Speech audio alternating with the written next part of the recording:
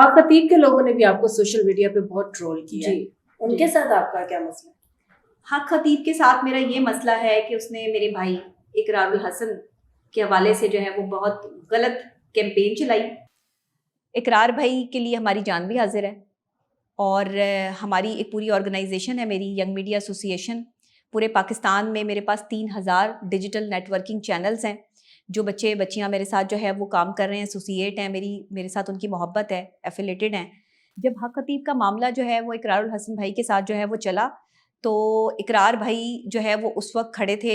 उनको एक ज़ाहिरी बात है कि सोशल मीडिया पे वो अपने प्लेटफॉर्म पे बात कर रहे थे और किसी प्लेटफॉर्म पे उन्होंने बात नहीं की। हम उनके साथ खड़े हुए, हमने उनकी जो है वो अपने डिजिटल मीडिया के प्लेटफॉर्म से जो है वो आवाज़ मुख्तलिफ जगहों तक जब पहुँचाई। हक खतीब को ये बात पसंद नहीं आई।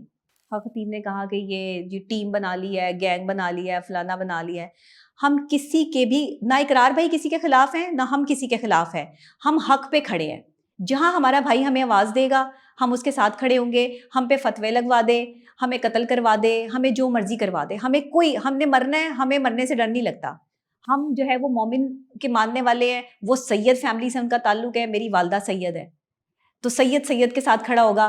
सैयद कभी किसी और के साथ खड़ा नहीं होगा। तो ये मेरी वालदा का ऑर्डर है कि जो है वो जो जो कुछ मर्जी हो जाए, चाहे जान भी चली जाए, लेकिन आपने जो है वो हक और सच के साथ खड़े होना है। तो मैं तो इकरार भाई के साथ खड़ी हूँ। इसके अलावा मुझे ट्रॉल किया जाए, मुझे गालियाँ दी जाएँ, मेरे बारे में गलत बातें की जाए, जो लोग मुझे जानते हैं वो मानते हैं मेरी क्रेडिबिलिटी को, और इंशाल्लाह वो मानते रहेंगे, और हम हक सच के साथ खड़े हैं। आखिर में क्या मैसेज देना चाहेंगी शादीशुदा जोड़ों को और उन बच्चे बच्चियों को जिनकी शादियां होने वाली हैं और जो शादी करने का सोच रहे हैं? हाँ, जो शादी करने का सोच रहे हैं, बड़े लड्डू फूट रहे हैं उनके मन में। शादी करने के बाद ही पता चलेगा इनको कि शादी कितनी बड़ी रिस्पॉन्सिबिलिटी है और शादी में क्या कुछ बर्दाश्त करना पड़ता है। अच्छा देखिए, शादी कोई फैंटेसी नहीं है कि हर वक्त शौहर जो है वो बीवी को जो है वो देखता रहे और बीवी शौहर को देखती रहे, और दो लोग आपस में बस हर वक्त फिल्मी टाइम में जो है वो मिलते रहें और बाकी कोई ना हो। आजकल की लड़कियां तो चाहती हैं कि बाकी कोई ना हो, सिर्फ मेरा शौहर और मैं हूँ।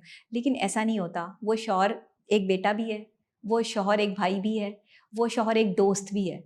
उसने अपने तमाम तर रिश्ते नाते निभाने हैं। इसी तरह आप हैं, बीवी हैं, तो आप भी किसी की दोस्त हैं, आप भी किसी की बेटी हैं, आप भी किसी की बहन हैं, आपके भी रिश्ते नाते हैं। लेकिन औरत बेचारी जो है ना, वो अपने सारे रिश्ते नाते अपने शौहर के लिए छोड़ देती है, पर शौहर नहीं छोड़ता। क्योंकि शौहर जो है, मर्द जो है वो सरबराह है घर का, उसने अपने घर को लेके चलना है, तो उस पर रिस्पॉन्सिबिलिटी ज़्यादा होती है। तो औरत सिर्फ इतनी छोटी सी बात को समझ ले कि आप अपने शौहर को ना स्पेस दें। अगर वो बेटा है तो उसको बेटा बन के भी रहने दें, अगर वो जो है वो किसी का भाई है तो उसको भाई बन के भी रहने दें, अगर वो किसी का दोस्त है तो उसके वो चीज़ भी डिस्टर्ब ना करें। वो आपका शौहर भी है। बटा हुआ एक शख्स आप कबूल कर रही हैं, आप सिर्फ शौहर कबूल नहीं कर रही, आप मुख्तलिफ रिश्तों में बटा हुआ एक आदमी, एक मर्द से शादी कर रही हैं। जो भी औरत है वो ये समझ के शादी करे कि मैं जिस मर्द से कर रही हूँ वो किसी का भाई, बेटा और दोस्त है। दो खानदानों के दरमियान बिल्कुल। शादी। अगर ये समझ के शादी करेंगी ना तो ज़िंदगी गुजारनी आसान हो जाएगी। लेकिन अगर ये कहेंगी कि बस ये मेरा शौहर है, ये किसी दोस्त के पास भी ना जाए, ये माँ के पास भी ना बैठे, ये भाई, नहीं, ऐसा नहीं हो सकता। पल्लू से नहीं बांध सकते आप मर्द को, ये नहीं होता।